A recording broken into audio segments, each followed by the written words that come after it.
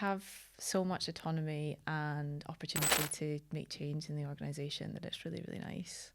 You know, every single day I get to meet new people, have new challenges, go to different conferences, you know, speak to my team, go to speak to clients. It's like a really nice mix of internal and external. And I have lots of autonomy. So, you know, I'm often writing business cases to do research, and then I get funding to do really interesting stuff. So When you say autonomy, do you mean like complete freedom? It's like, Brogan, you do whatever you see fit and we'll support you.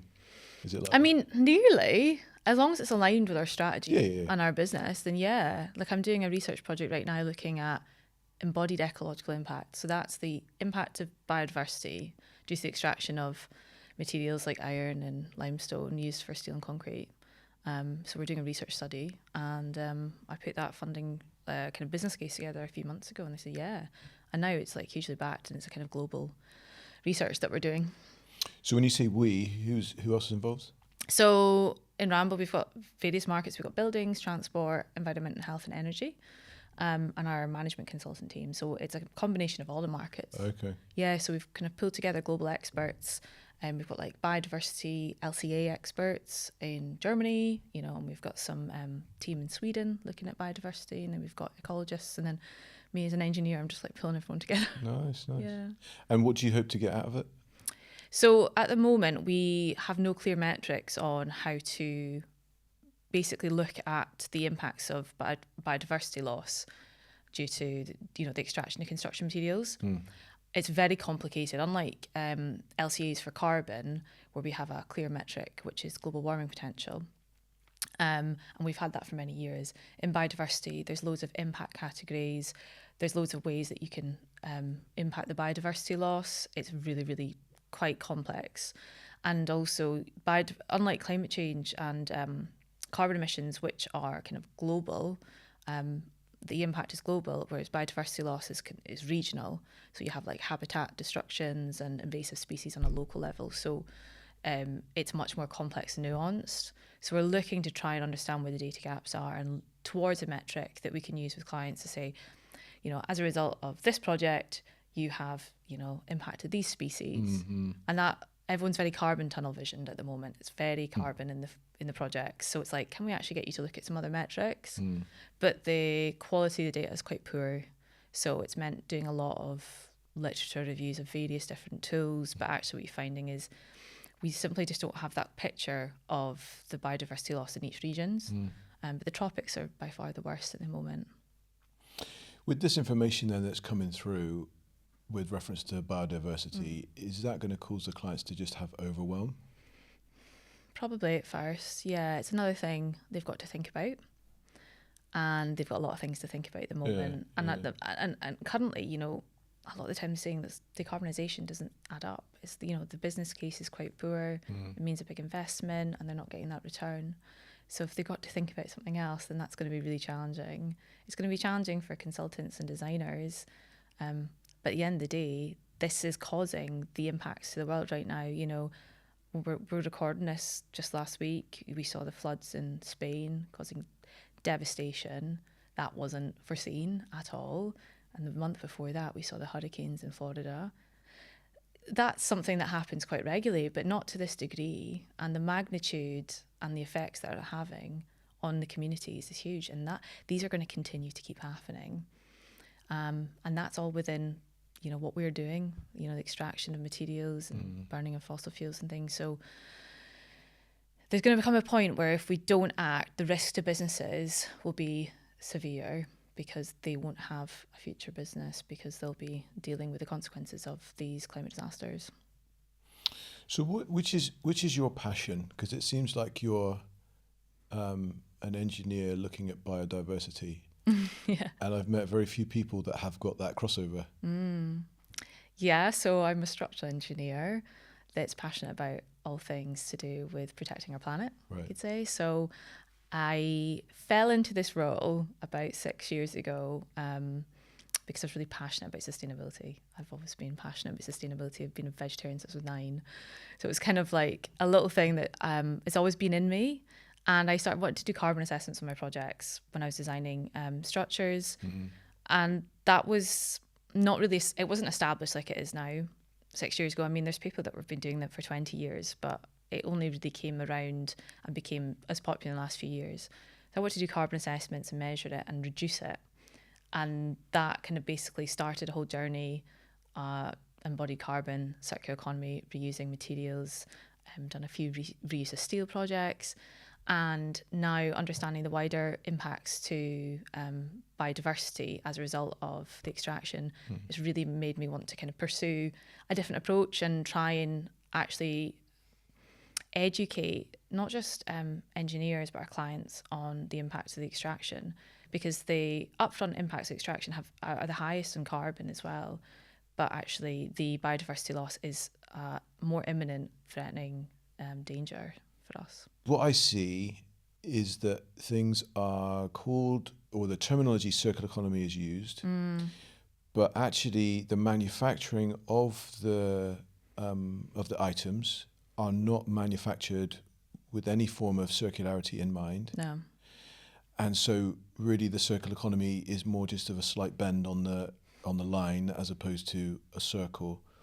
So is the true thing for circular economy to bring those two elements together that you're working on, where you have that engineering, so I need this material to be changed from this into that, but the way that I'm changing it is actually with biodiversity in mind, and I'm creating it so it can form part of a circular economy, instead of at the moment I'm creating something as part of a linear economy, and then I'm getting to the end of that or partway through that product's life, and I'm saying, right, how can I bend this line now to make it a little bit like a circle? Yeah. Does that make sense? Yeah, no, I understand what you're saying. It's a pretty poor term, to be honest. I mean, there's two elements. You've got circular. Everyone's definition of that is a little bit different, and that's one of the problems. And there's no agreed metric as well. So can you talk through then the different definitions of that before you continue with that point? Yeah, so I mean, circular economy, a lot of people say, oh, we have a very circular revolution already because we recycle. But to be truly circular, we want to be reusing the element component in its same value form. Otherwise, what we're getting to is a spiral economy. So, we're trying to reuse, but actually what we're doing is lowering the component value and going into recycling or downcycling typically. Yeah. The milk bottle, the humble milk bottle is a really good example. So the glass bottles that have been used for a very long time, the fact you drink your milk, you give it a little rinse out and you pop it back out, like that's a really perfect example of circular economy. And it works well because glass can be recycled quite a few times before, unlike plastic, which is only a couple of times before it loses its component value and can't actually be recycled again. Glass is fantastic. So you're saying that you can't do that with a plastic milk carton? No, you can only recycle a plastic milk bottle a few times and until the value's lost, and it then would have to be downcycled into, I'm not sure, there's probably loads of things, plastic stuff that we use everywhere that it might be able to be used, otherwise it's going to go into landfill eventually. Yep. And then you've got like an example of like downcycling, whereas you might take your plastic carton and cut out a wee hole in it and use it as like a pencil pot or something, so you're reducing the value of that material down from its original kind of purpose of a milk bottle. Okay. So we see that a lot with construction products. Concrete's a perfect one. People say, oh, we've recycled concrete for ages. But actually, no, we've downcycled concrete for ages because what we've typically done is taken the demolition waste from a building, crushed it down and maybe used it as a base mat for a piling rig or used as kind of fill material for roads. That isn't recycling, because recycling would keep it at the same value point. Ideally, we want to be reusing that because that means minimal processing. So that's great. But we're typically having this spiral with most materials. And actually, what materials can you name that get reused in its existing form? There's very few. We're quite good with it in furniture sometimes, Facebook Marketplace, things like that. But there's so many that are actually, we're in this kind of downcycling economy. So you've got the circular element, which is we want to be reusing it in its existing form as much as possible. And then we've got the economy side. Now you can have a whole conversation about the economy side, because we have this economy that is thriving on GDP and increasing GDP. But there's so many studies that show the increase in GDP, damages our environment and ecology and it's damaging our social foundation as well. So What do you mean by social foundations? So I say that because there's a really fantastic book called Donut Economics by Kate Raworth. And she's an economist and has gone into a really good detail saying that GDP doesn't work. We're increasing this GDP, but what it's actually doing is damaging our planet, because GDP thrives on people consuming and extracting more. And we know simply that we can't afford to do that anymore. We've hit our boundary points. So these planetary boundaries, we have 9 planetary boundaries. They are things like climate change. They are things like biodiversity loss, ozone depletion. And we have hit 7 of them. Can you list all of them? Can I list all of them? Oh, that's a good test. If you can, don't worry, but I'm just wondering, for... So you've got climate change, you've got ozone depletion. This one is still intact. You've got biodiversity loss, you've got ocean acidification, you have eutrophication, you've got novel entities, and no, I can't. Okay. But all right, fine. Yeah, there's so we've got all those different boundaries, and we've crossed 6 for sure. Yep. The Stockholm Resilience Centre came out and said that last year. We're nearly crossing the 7th, which is ocean acidification, and that is the change of our acidity in our oceans as a result from the change in atmosphere. So that means that the chemical composition of our oceans are changing, which is damaging corals, it's damaging our marine systems and freshwater species. So we've hit these points. We know that GDP isn't working. Our economies just want to keep growing and growing. We're extracting more, consuming more, and that simply isn't working for us. The other side is that it doesn't consider societal needs. It doesn't consider housing, food, health and well-being. So increasing GDP doesn't equate to happier people. So Kate Raworth came out with Donut Economics, and it's this really fantastic book that explains that a thriving economy should be a balanced economy, which is our ecological kind of boundaries and a social foundation. So she has it simply in a donut. And the idea is that you want to be in the middle of this donut. There's a kind of happy, thriving place. I mean, your podcast is called Thriving Construction. How can we thrive in construction if we can't thrive in our own planet? That is the absolute minimum that we need to be doing. And our current models don't work. So circular economy comes into that really well, because the best thing you can do for biodiversity is reusing what we've currently already got, reusing buildings, reusing all our infrastructure, because that means you're not extracting more materials. If we simply focus on carbon, we're missing out on a lot of the other impacts. And that's where the donut economics comes really well into it, because it explains that balanced approach and really puts health and well-being at the forefront, which is forgotten about in this conversation typically.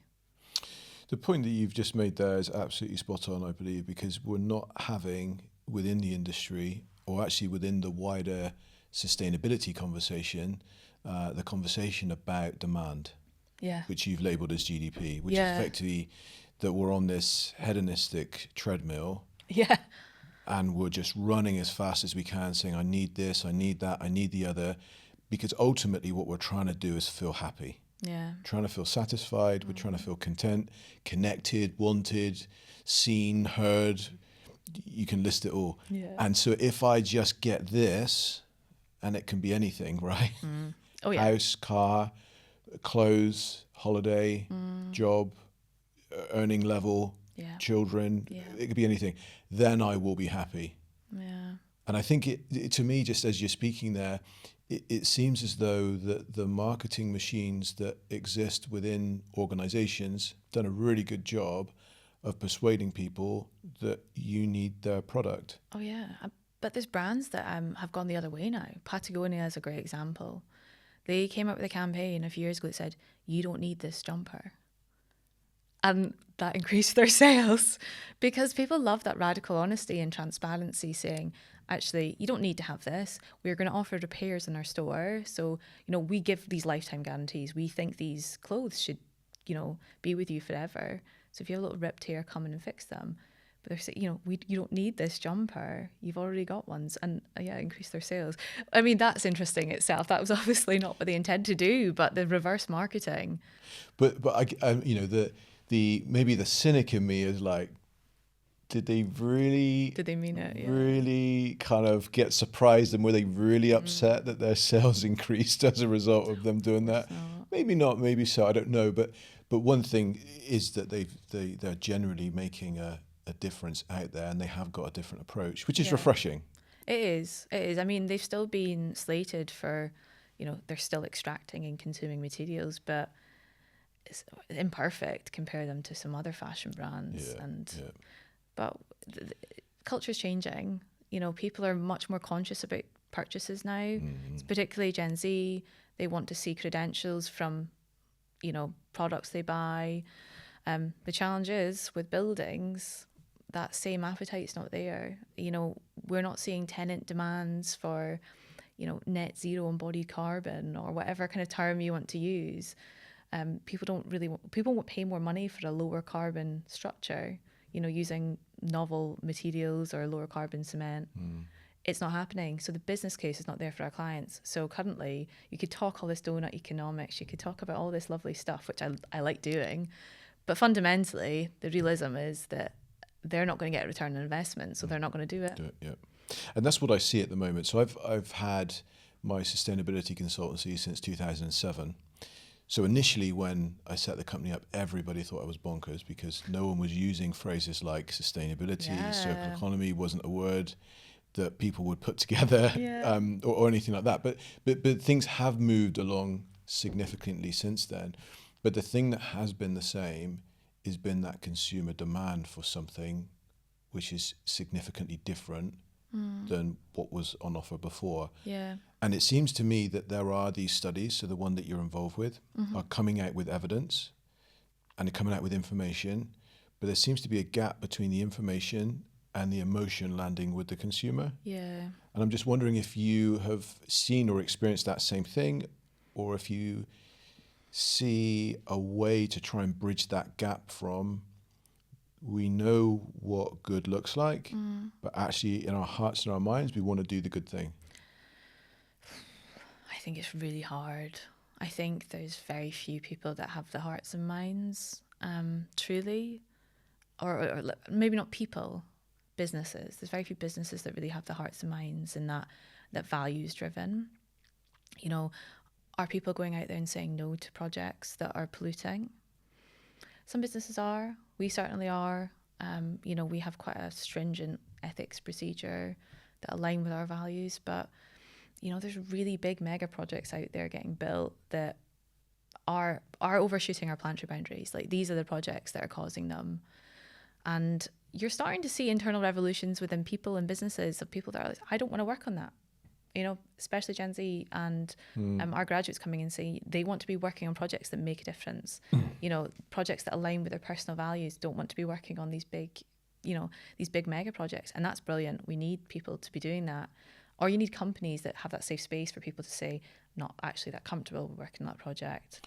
See, I think that you had it right, first of all, when you said people, because people make up businesses, and people make up the demand for the businesses to produce whatever output that they've got. And so if you had tomorrow a whole load of people that said, this now is important to me, then that would just drive what the business does, right? Because the business at the moment appears to be driven by this GDP. We need more. And that's why in my thinking, it's always come back to, how can you have people's hearts and minds be changed so that they want to do the thing that they know is the right thing in their heart and mind. Well, it's about creating psychological safety in businesses, isn't it? So that people can speak up, and if they feel uncomfortable about situations, then do that. We've definitely got that in ours, but I know people that say they couldn't feel like they could speak up in their own businesses, and that comes down to people, because that comes down to people from the top creating that environment where staff can say, actually, not sure about that project, should we be doing this? Does that align with our values as a business? And having really transparent values and ethics on your company website as well is really important. So you The first time I saw you was on TikTok, Oh yeah. and I was impressed with the following that you had and the way that you presented yourself on there. I'm just wondering if the industry needs more people like yourself that are going onto those social platforms, Yeah. telling stories that people can identify and connect with, to then change the narrative. Yeah. I mean, I started my TikTok about 3 years ago with a slightly different purpose than what it turned out to be now. And these things always happen, it evolves, and you have to leave space, don't you? Yeah. But I started because I was doing STEM outreach. And I was going into schools, talking to the students, and you'd get half a blank face. You know, you'd maybe get a couple of people where you're going, either actually listen to the rest, or like, oh, if my teacher put me here. And I thought, oh, I don't feel like I'm making a difference. And you'd prepare all these presentations, and no one would really care. And then consuming TikTok myself at the time, I thought there's a really young audience out there that I could have access to that maybe don't have the privilege where their teachers will actually put them in these situations and put them out there with STEM outreach. I didn't have STEM outreach, people coming into my school. So I was like, how can I reach the people that maybe don't have that available to them? So I thought to start my TikTok. And at the time when I started, I was working on site as well. So I really was trying to say, look, I'm a woman working on site, I'm an engineer, you know, these people exist. And I got such a flurry of positive and negative. Yeah, that's normal though, right? That's online. Of mostly positive, of support and wow, this is really cool, this is really impressive, and inspiring. And that was really nice. And I kept, I built that up, kept doing more videos of working on site, which is always quite funny and awkward when you're like actually working on site and go, oh, I want to try film something. But I had you just had this burst of creativity in your mind. Oh yeah, that's what happened. Because I mean, it's quite different to my role now, but that time I wasn't really using my creative energy in the same way. And I love being creative. I paint in my free time. I have loads of creative hobbies. So I was using my creative energy to do that. And my role changed and I moved to Singapore. I worked in our Singapore office there, and that was a completely different role. And then I attracted loads of Singaporean followers, and they were like, oh wow, a Scottish engineer. Really niche in Singapore. And that evolved. And again, I had loads of creative ideas because I could also talk about what it's like to live abroad, what's it like to be an expat engineer, because it was really different. Right. Really different to work in the UK. So then there was a whole journey of telling those stories. And then I came back and I got my role, which is now head of sustainability in our structures division. And then that's evolved to a different story. And what started off being kind of women in STEM engineering content has then grew to be women in sustainability leadership, women in STEM stuff, it kind of all merged together. And then I think I got to a point about 9 months ago where I was questioning what I was doing on there. I was questioning my relationship with social media, my consumption of it. Because to create that, you kind of want to keep up with what's happening online. Right. Because people respond to trends, people respond to news. And I felt like I was consuming a lot. So, and then some life events happened and I thought, right, I'm going to take a wee break, step back and go, what's my purpose? And I think now that I'm at a point now where I can feel I can go back, but it's probably going to be more about storytelling and sustainability and what people can do and having that personal autonomy and responsibility. So many people have that climate anxiety, which I totally understand, but how can you change that energy into something fruitful and useful? Because these amazing things can start, if you think of butterfly effect, from small ripples of change. Even just doing something little in your organization can make such an impact. That literally got me my job now. I came from being a graduate engineer that wanted to do something in sustainability and did a carbon assessment to become a head of sustainability in 6 years. That was a ripple effect. So I truly believe that everyone has got the ability to do something small that will have huge, meaningful change. It doesn't have to be changing policy or a law. It could be, educating a community. It could be starting a little kind of CPD. It could be coming onto a podcast. There's so many small things that have such big ripples of change that I think going back onto my TikTok, I really want to empower people that they can do that. And of course, the climate anxiety is real. The news is everywhere. How often do you hear good news? You don't. That's what the news is designed for. And actually stepping away from the news for a little bit, only reading what I needed to know for my job has had made me a much happier person. And I think you're right there. You know, the news that's out there is always bad news. Yeah. The bad news is what sells, and the scandal is what sells, as opposed to the good positive stuff. Yeah. But I do think that good positive stuff does exist within social media, and I think if you just work with the algorithm, I think the algorithm will just give you the positive stuff. It's so true. There's so many people that I speak to that are like, oh no, the algorithm does this, the algorithm does that, but all the algorithm is just a reflection of what it is that you're consuming. It will just send you more of the stuff that you're consuming.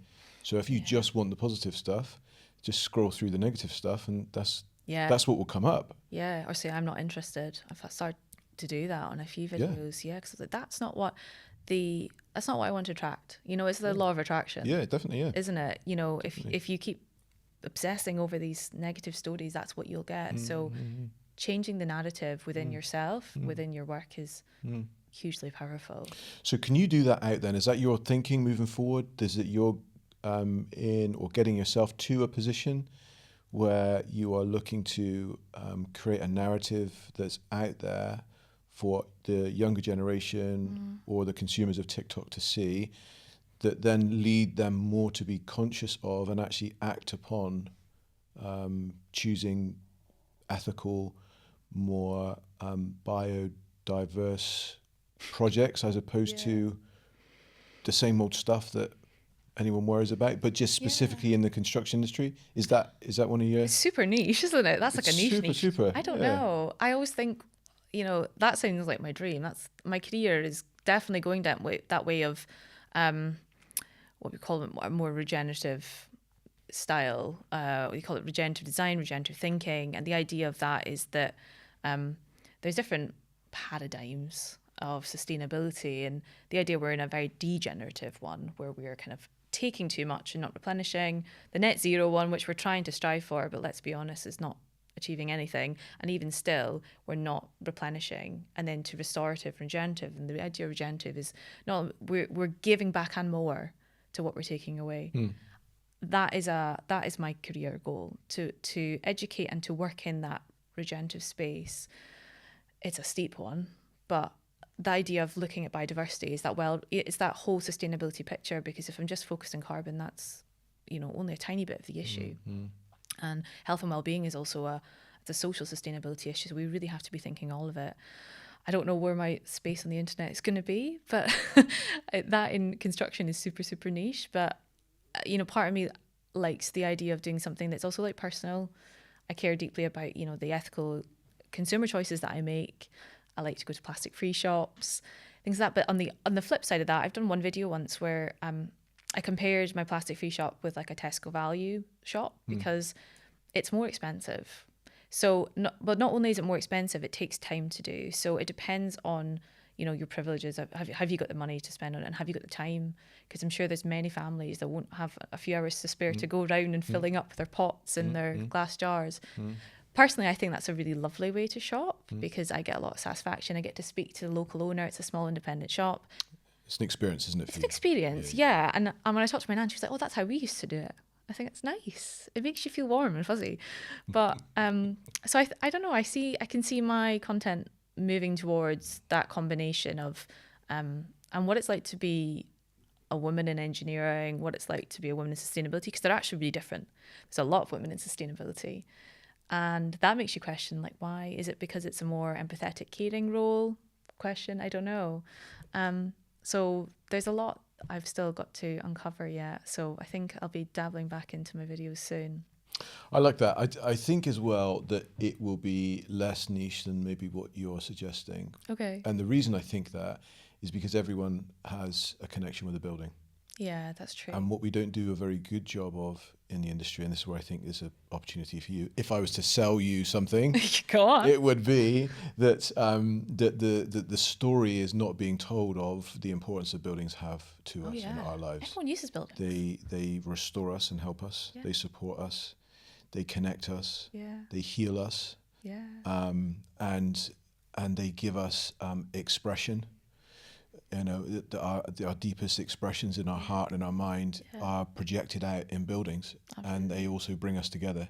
Yeah, I love that. But I don't think that in the construction industry, we really do a very good job at telling those stories to people. And people are just using the buildings. Like when we're younger, we use mum and dad and we don't appreciate them. Oh. And then we get older and oh gosh, I love you so much. And so I think that same relationship is what we have with our buildings. Is like, I'm just using you and I'm not seeing you. Oh, totally. And then when really? Okay. And I think that that's the story. And I don't think that is a niche one. I just think it's one that's not been told. I think you're so right. It was like when Marks and Spencer's Marble Arch story came up. So it's a Art Deco building. They say we're going to demolish it. We actually did a white paper on that. Did you? Yeah. Oh, I mean, I got quite emotionally involved in that story, and I did some videos on it as well because I followed it very closely. But I was quite emotional about it because I think Marks and Spencer is a British institution. You know, you get your first school shoes fitted in Marquis. Normally, girls get their first bra fitted in Marquis. Okay. Do you know? And you get your fine pieces. You get your special treats at the weekend. Oh, the treats in Marks. Do you know what I mean? And nice, like a dine-in. Oh, the I used to work in Marks and Spencer as well when I was at school, so I'm emotionally attached. And so the idea that, you know, they were demolishing an institution store was, I think, deeply emotional for a lot of people. Not to mention the fact that it was a building that had huge potential, and we even looked at ourselves at how you could retain it and do a little bit of kind of cutting and carving to make it what they needed. So that was a big turning point, I think, for a lot of the conversations around demolition and circular economy now. And the fact is, like we've said, I think we are in construction so emotionally detached from materials. We're emotionally detached from where they come from, where they've been extracted, and the hands that they've gone through. So take a steel beam. I remember working on site, and we were in an existing building. It was a refurb job. And with all refurb projects, there's always stuff you don't expect to happen. And you open up a wall or something, and you're like, oh, that wasn't what I thought it was going to be. And so you say, oh, we need a lintel, we need a whatever. I said, oh, okay, I'll go call up man and they'll get it tomorrow.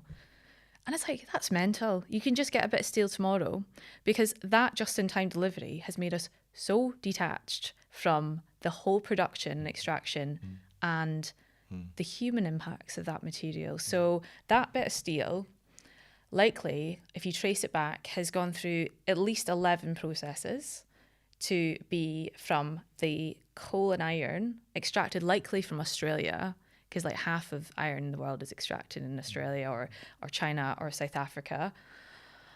And then that's gone through all the different processes and it's finally got to your site in London. And nobody's thinking about that, because they're just calling up their chum and saying, can I have that lintel, please? Yeah. And how many hands has it passed through? And what's the human rights impacts that's happened? Because I guarantee it's not been, it's not been good. So we have that detachment from the materials, and then we have the detachment from the buildings and their cultural heritage, societal importance, like you say. You know, how many people have, got their first job in the building, and the memories that you have, your graduation, your first child, your marriage, like all these special moments happen in buildings. And if they're not listed under, the English or the Scottish list, then they can simply just be bulldozed down. There was the concept of the grade 3 listed buildings for a while, which was basically to put on another level of listing that would protect your typical, 1970s to 80s buildings that we're kind of currently knocking down because they're not fit for purpose. And I say that like not fit for purpose for what? The low ceiling heights or the columns don't work for us. We're in a climate emergency. That's not good enough. That's not an excuse anymore. These are materials. These are valuable materials. And these are memories. How many memories have happened in that building? So that was the idea, that we could put in this additional idea of a grade 3 listed building that would protect older buildings that are not architecturally significant. It had a very two sides of people, they're like, oh, that's a brilliant idea. And then there was like, oh, that kind of devalues the grade listing system. And I see both sides. And I think it was a kind of thought piece from from the Will Arnold from the iStruct. But it has a point. If we don't have this value onto a building, it's merely seen as a disposable object. Many, like much things, like our phones, like, you know, a few years we're like, it doesn't work anymore. We get a new one. Definitely. With so many things. Which does bring it back round to your initial suggestion, which is around the circular economy and this push for consistent growth, because organizations want more and more and more. And the marketing machine teaches the people that they need more and more in order to be happy. I know. So I guess the way that I'm kind of suggesting to break that cycle would be to have a different message go out to the people, not wait for the organizations, because the people will drive the organizations. Yeah. If that story is told and that people are like, oh, actually, metaphorically, I do appreciate mum and dad now I see them, as opposed to, you know, why is the fridge empty? Yeah. Can I have some money? Our cities are increasing. It's set that, you know, 80% of the population are going to be living in urban environments in, I think it's by 2050. How can we embed nature, and how can we still value nature as a core part of our human survival?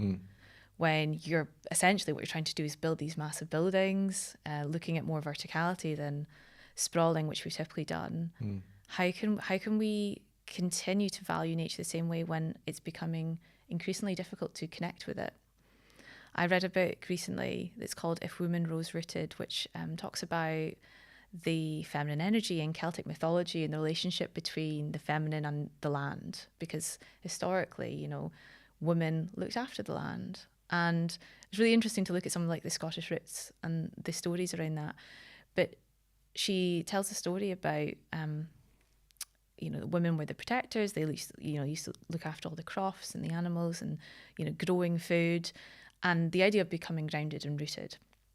And I love going out in nature. I'm a hiker. Absolutely love that, and just sitting on the grass and just connecting with place. But how can we talk and think about our future and our environment, which is, you know, you want to be connected with the ground, you want to be rooted in the earth, you want to connect with the earth. Ideally, you want to be making big decisions when you're in nature. Why are we making big decisions in skyscrapers 100 meters from the ground that we're trying to protect? So this concept of high-rise buildings, something that, you know, as an engineer that we do, but when you think about sustainability and biodiversity, the idea of protecting our planet and that relationship of balance, we're making some of the most important decisions about our planet when we're 100 feet in the air, so far away from the ground. Interesting concept. As you were speaking there, I was thinking also that when it comes to this connection, often people have got better connections or spend more time connecting with things that have been manufactured as opposed to things that have been grown or given birth to. So, you know, when I was younger, we kept rabbits and there were loads of them. Children generally like that. Yeah. But then I look at my nieces and nephews. They've got more of a connection with their iPads and their iPhones than they do with any. So that's interesting that, you know, that concept there is, for me, where is the value in that, and how can we connect? It's a good question. Yeah. I mean, it's so different. Like, we were growing up, you know, iPhones and things and iPads didn't exist, and we're perfectly fine, you know. But you know, I read books and I went out and played, and it was also a bit different because I lived in Scotland as well, where it was safe to go out and play, and certainly in London that's not the case. You can't just say, I'm going to, chum knocks on your door, I'm going out to play with so and so, and I'll see you in a few hours, right. And you go kick a ball and you don't know, you play at the park. With the increasing urbanism, we need to be really mindful of safety, because children need to be outdoors. They need to be outside. It's part of understanding nature. And in the book that I just read, it said that the junior Oxford Dictionary a few years ago removed blackberry and acorn to be replaced with blockchain and something else beginning with A that was, or it was chat room or something. Okay. And the idea that they're taking natural elements out of the junior dictionary and replacing them with technological terms Man-made, is frightening. Absolutely. Absolutely frightening, because children and everyone should have access to nature and should have that relationship with nature. It helps you as a human. It regulates your nervous system. And so then kind of looking forward to that, then I think that the answer surely must have children in that, and enabling children to connect with nature and disconnect with fast-paced, dopamine-fueled types of activity where you can't be still in that area. And things don't in nature move anywhere near as quick as it does on an iPad or when you're flicking and scrolling on something. And so, without kind of getting too nostalgic, I remember on car journeys when I was younger, we didn't have anything to, in inverted commas, entertain us. You play a game. We just look out the window and use what is out of the window to, Yeah. But that's wonderful, because that's really mindful. Yes. Isn't it? Because you're looking around, you're understanding what the colours and the textures and the smells, sometimes tastes that you might have. And that's lovely. I remember when I was at university, I did a geology module, and my lecturer was like, when we were learning about different soils, she said, touch it. What is the sensation? She said, put it in your mouth. I was like, it's a bit far.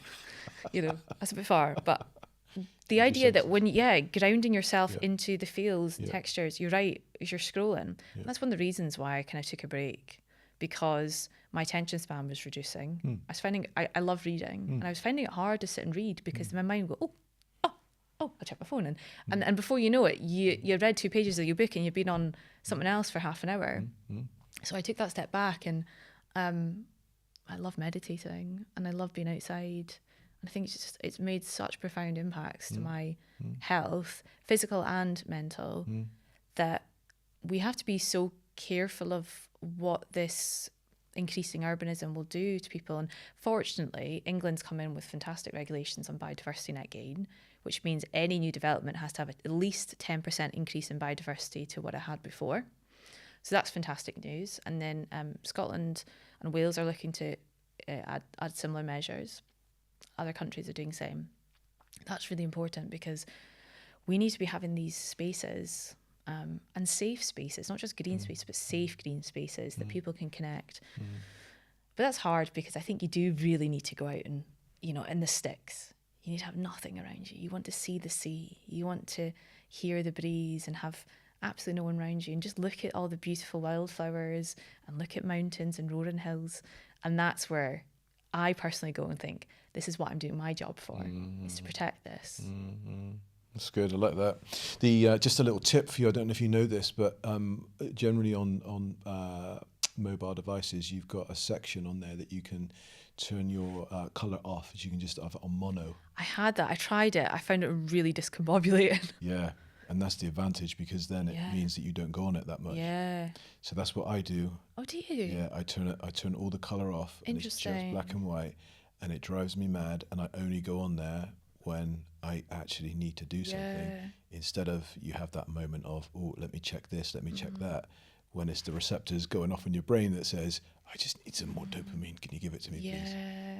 But I mean, it's an interesting one. I tried it and I didn't like it, because I was like, it hurts my eyes, and I like to look at coloured pictures, So everyone does. Right? I want to see the beautiful colours in the pictures. Yeah. But then the question is that the right way? Should we have to do that? Should we not have the self-control to say, no, I recognise this desire right now. I recognise that I'm going between apps. Why am I doing that? I don't need to. I'm going to put my phone in the other room. So, I mean, this is nothing to do with construction here, what I'm about to say, but I've done a lot of work with a guy that was the inspiration behind Instagram being created. Okay. The guy's called BJ Fogg. He's a professor at Stanford University. Oh. And so he has studied human behavior and habits for the best part of 30 years. Yeah. And so it's because of his discovery that is baked into these apps, that people have twisted and used it in the wrong way, that has given us, yes, everyone's got choice, but it's the awareness element that is baked into these things that mean that most people are not aware of what they're doing. Yeah. So you could almost argue, do you have a choice if you're not aware? Probably not, because all you're doing is you're just Yeah. fueled on, Yeah. you know, what it is that you, that hedonistic treadmill. Yeah. But that's what he does, and that's what people that are deep in the industry that are producing these multi-billion Yeah. dollar organizations, that's what they do, because they don't have part of it, because they know the R&D that goes into the things to keep people hooked on using that application, because that's how the developers get money, right? The longer you're on it, the more money they get. But anyway, nothing to do with construction. It's not. But you raise a really good point, which is, you know, should we not have the ability to choose? Yes, we do. However, there is a whole industry focused on influencing your behavior without you being aware of it, that leads you to do things that they want you to do. Yeah. And it's outside of government. Yeah. And it's outside of any organization which is health related that says this is the best thing for you to do. And I think that's probably what leads my thinking when I'm saying to you, you know, I think that it's to do with the people. And if you can tell that story and get the people to demand, then the companies will follow, as opposed to wait for the companies or wait for the government to lead the way, and then the people follow. Oh yeah. I'm a true believer that we can't wait for government. I mean, we need government for many decisions. Absolutely. The demolition is a perfect example of one that without interventions, we're just going to keep devaluing these buildings and just, you know, all these amazing materials will just get put to landfill or maybe downcycled. Policy is so important though, but we all can't make and change policies. There's so many other things that can be done. But an example of a great policy that has made such a difference was Westminster City Council recently took in a retrofit first policy. So it's exceptionally difficult to demolish now in Westminster City Council unless your building is structurally unsafe. Okay. Or there's a really strong social cause for the demolition. For example, you had maybe a wee 2-3 story building that had to come down to be made into 20-story social housing. You know, so there has to be a really strong motive that aligns with the council's plans. So we have actually started doing pre-redevelopment audits and pre-demolition audits. The difference being a pre-redevelopment is before the decision to demolish has been made. You know, what can you actually do with this building? How can you look at all the different options to retain it, cut and carve it? And then a pre-demo is once the decision to demolish has been made, what are you going to do with the materials? How are you going to deconstruct it? Where are you going to sell the materials? They are basically all mandatory now in the council. So any project we work on, we're having to try and say, actually, we're going to reuse this bit and we're going to use this bit. And there's a project I'm working on, which is really fun. We've got a client with 2 buildings. So we've got donor and recipient. And we're taking some of the steel from one building and putting it into the next. But not just putting it in, we are using an inventory constrained design approach. So what I mean is we've got a kit of parts from this old building, which is basically like a big portal shed that was a big kind of sofa shop. So nice long spans and big structure. And then we put it into a kind of parametric model software to say, how can we most efficiently use the materials from that building into this new design, giving it constraints. And then it comes up with a design. So you can effectively use the materials. I see that as the future. I would love that to be the future, but we've got a lot of challenges in the way because at the moment, and this is where government would help, is that we don't have this central library of reuse centres. So we've got loads of recycling centres across the UK, but we don't have a reuse hubs centres. So currently private companies are trying to do that, but they are located in regions, which means it's only really accessible to the region, and we don't have this nice material flows around the UK. And because of the wealth in London and the economic drive towards building in London, it means that all the great sustainable low carbon circular stuff's happening in London, and that's not helpful. You know, we can't just be doing solutions in London. I'm really, one of my values is about equity and just transition, and that should be fair and accessible to everyone. And that's not helpful. So if the government could support that by creating these reuse hubs where you've got loads of fabulous materials like bricks, we've been reusing bricks for hundreds and hundreds, if not thousands of years. But they end up going to these kind of private companies who sell them for a few quid behind clients' backs, by the way, as well. You know, they don't have a reuse strategy. The contractors are taking them going, oh, I'll get a few bob, you know, for these heritage bricks. But we need to have this hub. Otherwise, what you have is just the clients that have got the privileges to share those resources and the money, they're doing it. And then at the expense of all these other projects around the UK don't get that. So we can have these internal revolutions and these little kind of industry groups, which I'm part of, to say, oh, I've got this material, oh, I've got this material. And you'll get them shared, but it's all behind paywalled platforms. You know, it's not open to everyone. And you've got companies that are doing great stuff. Like there's some fantastic companies out there that have bedded like the eBay hub dating sites of materials, that's what they call themselves, and AI, and they try and match it.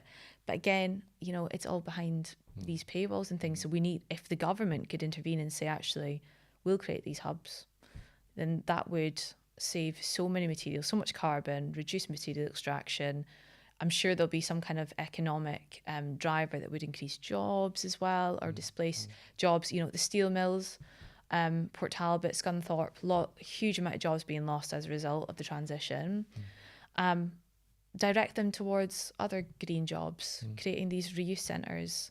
The government is just not thinking about that at the head. You know, they've cut 2,000-3,000 jobs, and you've got what happened in, you know, back in the 80s and 90s as well, of, you know, the ruining people's livelihoods and ruining towns and cities that rely on these, you know, big industrial plants. Big employers. Yeah. So I've gone off topic now, but we need the government to intervene, but be also not just reactive. It's very reactive. They need to be proactive. So if you're talking about just transition and, you know, changing the steel mills from the blast furnaces, which rely on coal and fossil fuels, to electric arc furnaces, which rely on still some fossil fuels, but more electricity and recycled steel, is fantastic.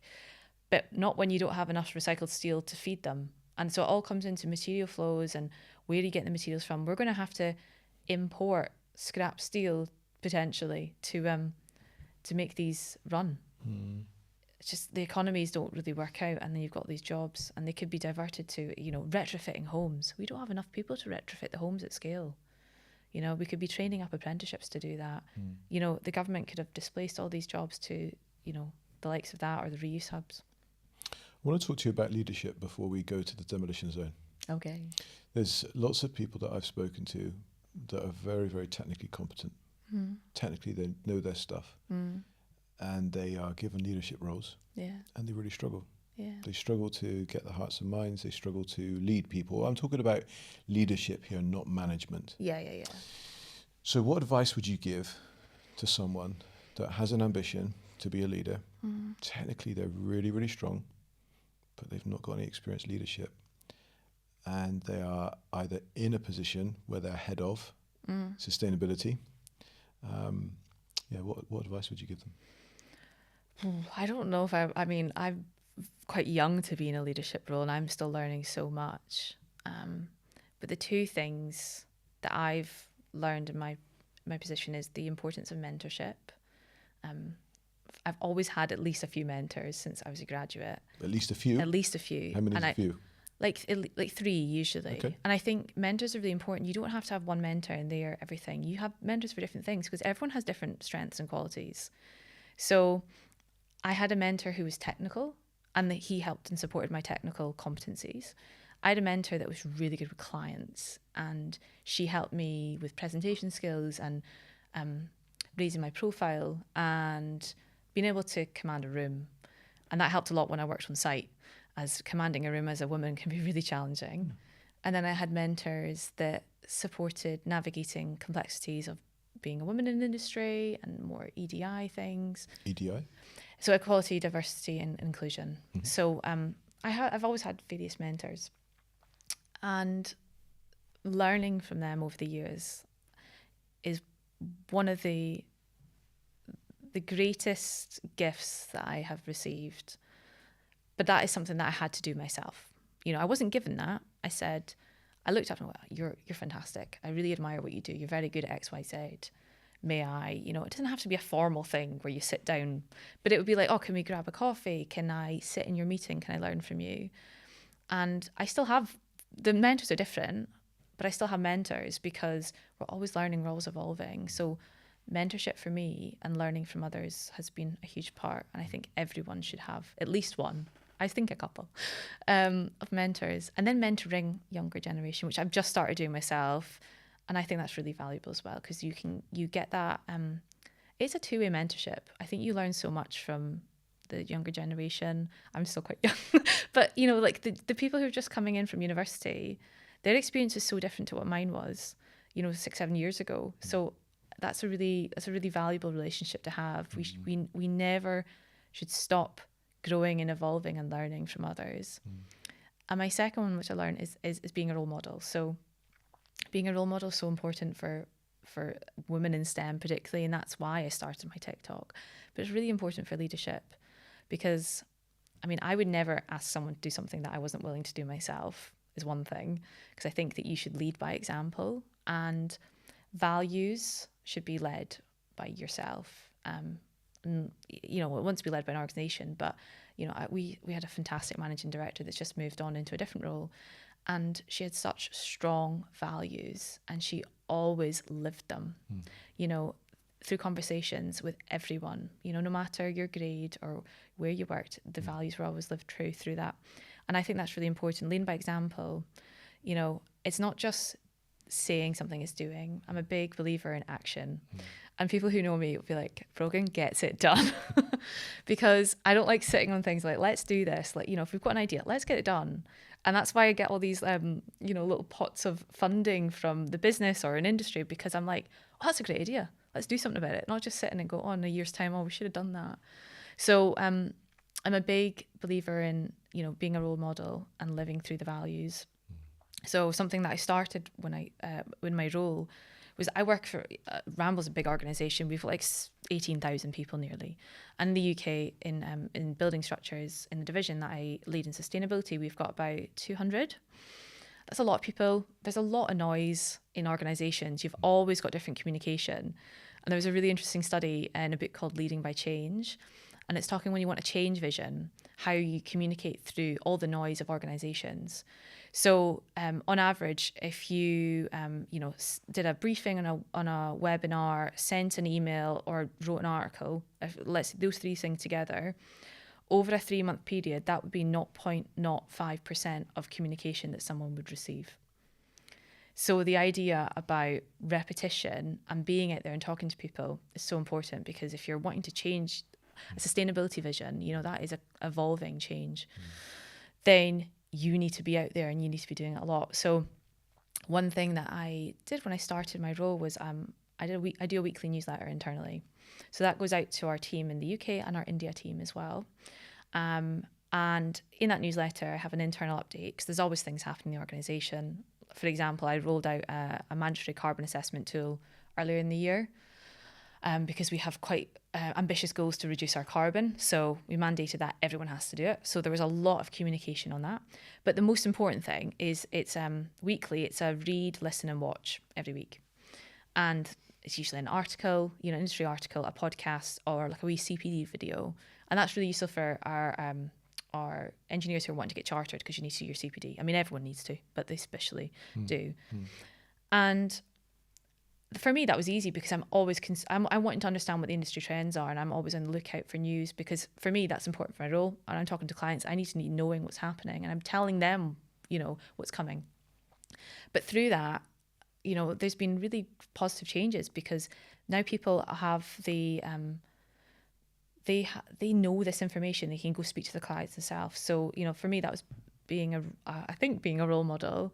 See, I'm giving you the information that you need to go do your job, and I appreciate that you don't have the time like I do to sit a few hours a week scrolling LinkedIn and understanding the news and engaging with all this, because I remember what it was like being on a project 100% of the time, and it's tough. I don't have time to be going to events and things. So my role is to disseminate all the noise and tell them these are the things you need to know every week. And sometimes they're really niche structural engineering things, like this is the new, alternative cement. And then oftentimes it's more big things. So I do the newsletter every Friday and it comes out on Mondays. Yes, so today's was about the labour budget and what it meant for construction. Because everyone needs to know that. They should be, that's conversations that our clients are going to be having. That's going to impact projects. It's impacting inflation. And then a podcast about the future of timber. So for me, that's like something that's really important. It's repeating messaging as well, because it's not a one-stop shop. Once you're done, here's the strategy, off you go. It's being there, having the conversations in teams. I go and visit all the offices. I love talking to people. So being that role model that, that's there, that's present, that's there to support people. I hope that I am. But that's a huge part of my values. Good, I love it. Are you ready to go to the demolition zone? Yeah. All right, let's do it. Brogan, we are in the demolition zone, and you have created what appears to me from where I'm sat to be 3 towers of varying or descending or ascending heights. Yeah. What does it represent? It represents the stuff I had available, which goes back to saying inventory, constrained design. I made a bit of a, beautiful, archaic, chaotic structure out of the stuff that I had, which is what I believe the future of design and construction will be. Okay. That, we're going to get to a point we can't extract any more materials. We've actually got loads already, and we'll just have to build with what we got. So that was a 10-second building with what I've got. I don't know why there's 3. Read into it how you will. 3 pillars of sustainability. Is that what you're going to call it? Maybe, yeah. I'll go with that. The 3 pillars of sustainability. And so did they have names? Did they have titles? Well, you can call it, I know, because I don't want to, because you might view it as one being more important than the other, depending on its form. But we'll call it social, environmental, and economic. Okay. Yeah. Okay, good. And so clear up the myth then. What is it now that we need to do or need to understand better moving forward? We need to understand that lower carbon solutions, products, are not going to save us. There's a huge over-reliance on these lower carbon strategies, whether they be a cement replacement or a reused floor tile or whatever strategy, you might use in your building, that it's going to make it okay. There is increasing scrutiny now on these products as well. And the truth is, there isn't enough. We don't have enough. Reused steel is a perfect example. Recycled steel is a perfect example. GGBS, which is a cement replacement, another example. All these lower carbon solutions are not in abundance. They are infinite resources. Timber is it's a finite resource. The over-reliance on these lower carbon solutions is not necessarily driving us to improve sustainability, but it's, transferring a problem. It's putting a Band-Aid on the solution. The only way that we're going to reduce our emissions is by using less, building less. But that doesn't drive the economy in the current model. So when people say, we're going to use a lower carbon concrete or something else, I challenge that heavily. And I think there's going to be increased scrutiny on greenwashing, and the Green Claims Directive will be coming in shortly. And that's not just for construction industry, that is for all industry. If you make any claims that your product is sustainable or green or, plastic free, whatever it may be, it has to be backed up by science and evidence. So we'll soon see people changing their hoarding that says, fossil free site, net zero aligned buildings, or whatever they say now, because that won't be happening soon. Good. I love it. The only thing left to do now is to destroy this myth. Okay. Over to you. Okay. I love that. A swift backhand. That was a bit rubbish. Should have went. That's great. It has been great having you on the podcast today. Thanks. I've enjoyed your wisdom, I've enjoyed your enthusiasm and your passion.